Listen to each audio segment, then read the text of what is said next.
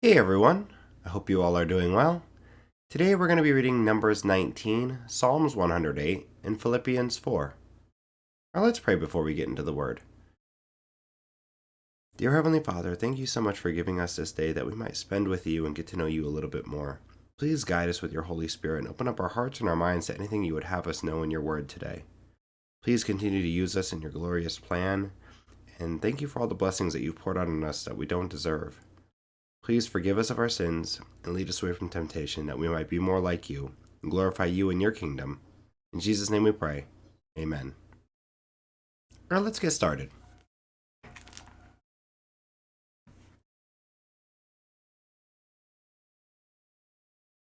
Numbers 19. The Lord said to Moses and Aaron, "This is a requirement of the law that the Lord has commanded. Tell the Israelites to bring you a red heifer without defect or blemish and that has never been under a yoke. Give it to Eleazar the priest. It is to be taken outside the camp and slaughtered in his presence. Then Eleazar the priest is to take some of its blood on his finger and sprinkle it 7 times toward the front of the tent of meeting. While he watches, the heifer is to be burned, its hide, flesh, blood, and intestines. The priest is to take some cedar wood, hyssop, and scarlet wool and throw them onto the burning heifer. After that, the priest must wash his clothes and bathe himself with water. He may then come into the camp, but he will be ceremonially unclean till evening. The man who burns it must also wash his clothes and bathe with water, and he too will be unclean till evening. A man who is clean shall gather up the ashes of the heifer and put them in a ceremonially clean place outside the camp. They are to be kept by the Israelite community for use in the water of cleansing. It is for purification from sin. The man who gathers up the ashes of the heifer must also wash his clothes, and he too will be unclean till evening. This will be a lasting ordinance both for the Israelites and for the foreigners residing among them.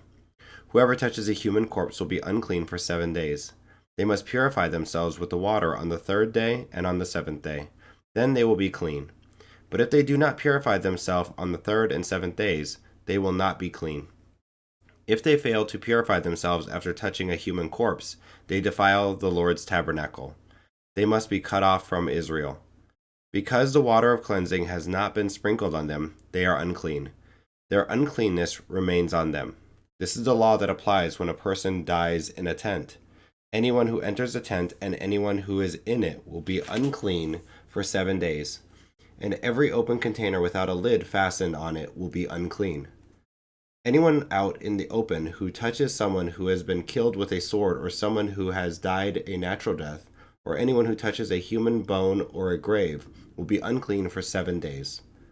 For the unclean person, put some ashes from the burnt purification offering into a jar and pour fresh water over them. Then a man who is ceremonially clean is to take some hyssop, dip it in the water, and sprinkle the tent and all the furnishings and the people who were there. He must also sprinkle anyone who has touched a human bone or a grave, or anyone who has been killed, or anyone who has died a natural death.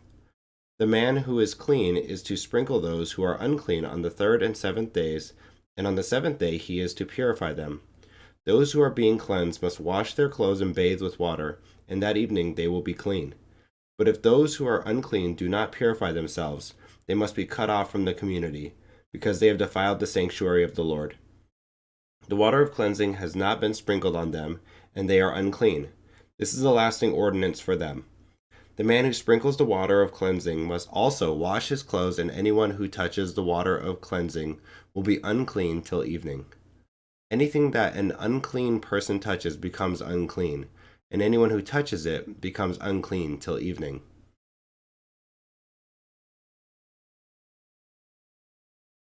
Psalm 108. My heart, O God, is steadfast. I will sing and make music with all my soul. Awake, harp and lyre. I will awaken the dawn. I will praise you, Lord, among the nations. I will sing of you among the peoples.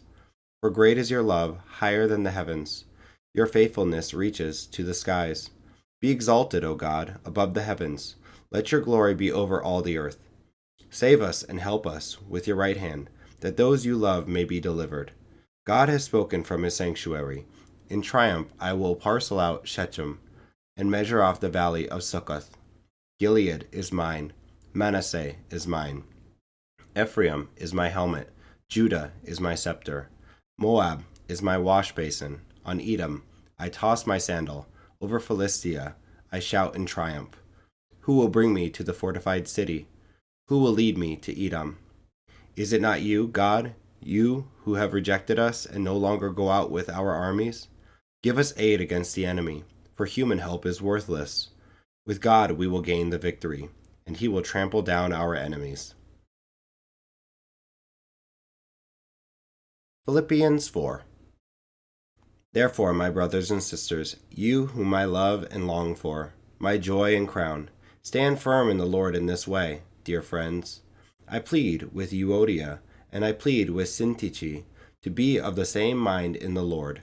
Yes, and I ask you, my true companion, help these women, since they have contended at my side in the cause of the gospel, along with Clement and the rest of my co-workers, whose names are in the book of life. Rejoice in the Lord always. I will say it again, rejoice. Let your gentleness be evident to all.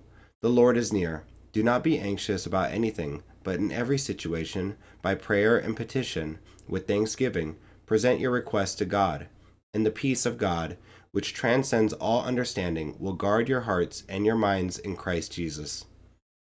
Finally, brothers and sisters, whatever is true, whatever is noble, whatever is right, whatever is pure, whatever is lovely, whatever is admirable, if anything is excellent or praiseworthy, think about such things. Whatever you have learned or received or heard from me or seen in me, put it into practice, and the God of peace will be with you. I rejoice greatly in the Lord that at last you renewed your concern for me. Indeed, you were concerned, but you had no opportunity to show it.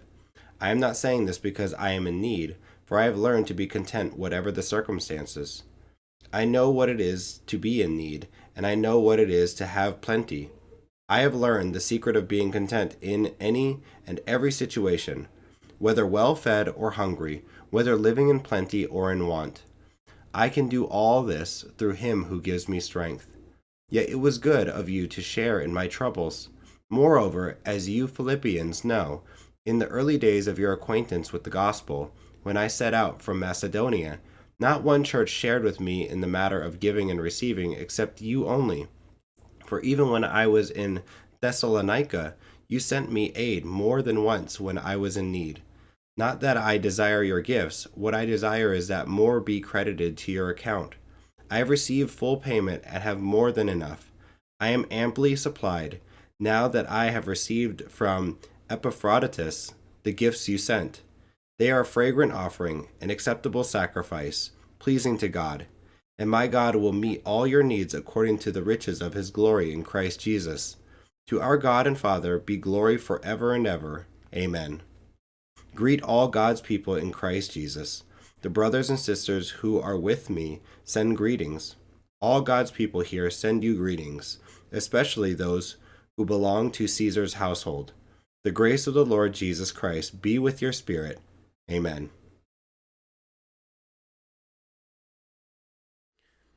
Thanks for joining and listening today. If you have any questions, leave them down here in the comments section, and I'll be making some videos where I go through some of those questions, show you some of the questions that I had, and maybe we can find some answers or even dive into it together. Thanks, guys. Hit the like and subscribe, and come back for more. All right, guys, take it easy. Bye. God bless.